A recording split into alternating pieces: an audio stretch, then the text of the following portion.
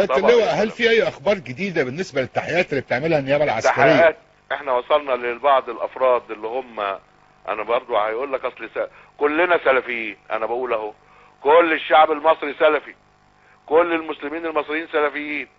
في مجموعة من البلطجية تم الوصول ليهم، وهم اللي بدأوا في حرق الكنيسة بتاعت كنيسة العذراء. انما الكنيسة مريمينا، الكلام اللي اتقال في الاول ان في شاب ومراته وسيحية اسلمت وكانت ساكنة في اسيوط وراحت قعدت في بنها، وفي بنها راحوا اهلها خطفوها وودوها مش عارف خبوها فين، وقالوا دي مخبينها في بيت جنب الكنيسة في عمارة دور 7 ادوار في الدور الخامس. وراحوا الراجل جوزها راح على الجامع وقال لهم الحقوني دي مراتي خطفوها. والموضوع دي الحقيقة.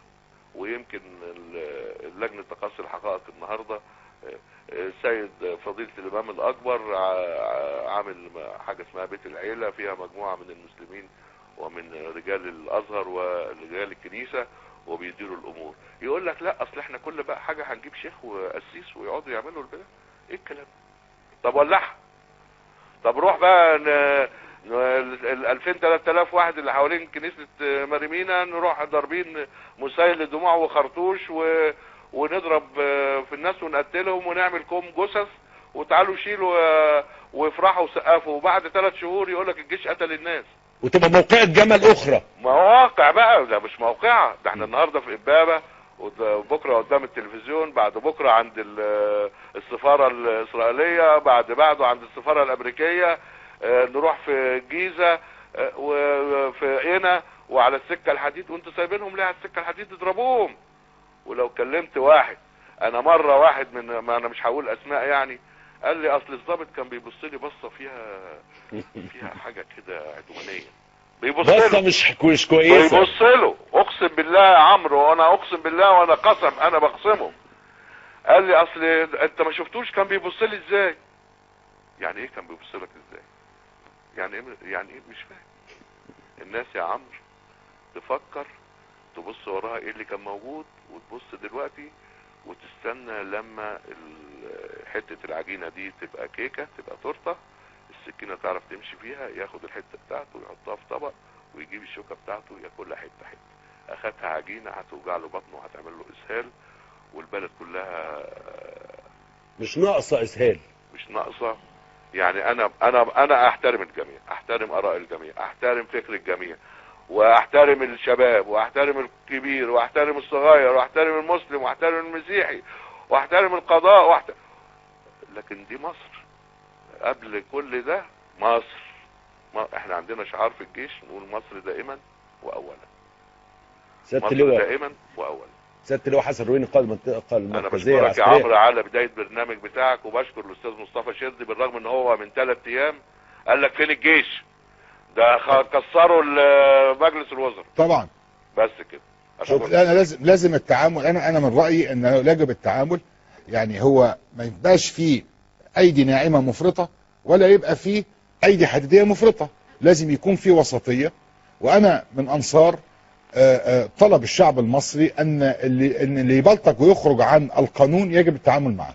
يا استاذ مصطفى، لو استمرينا في هذا الوضع يبقى مش هيبقى عندنا شرطة في البلد، مش هيبقى فيه امن داخلي.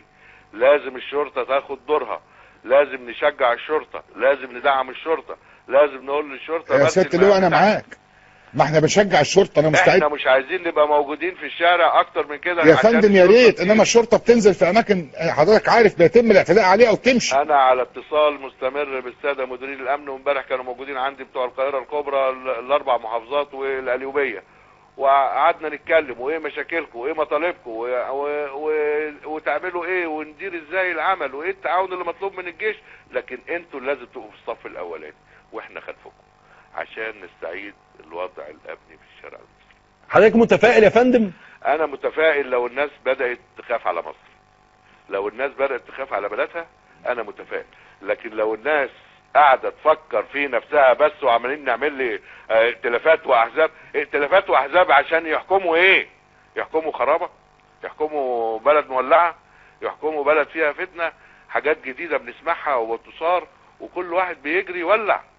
كل واحد بيجري يولع يا عمرو. انت ما تعرفتش في امبابه امبارح كان ايه اللي بيحصل اول امبارح؟ يروح واحد جاري على شويه ناس يقول لهم الحقوا ده الجامع ولع، يروح يجروا على الجامع بيأجروا، كل واحد بيأجر وبيقوم من عنده، والسلاح في الشارع، ولسه في 9000 مسجون في الشارع و4000 قطعه سلاح.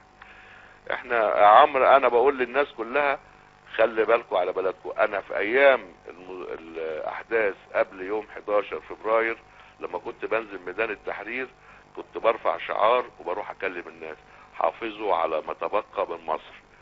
كنت بقول لهم دايما كده حافظوا على ما تبقى من مصر. انا دلوقتي بقول لهم حافظوا على مصر كلها، حافظوا على مصر يا رب. شكرا سيادة اللواء حسن، شكرا لك.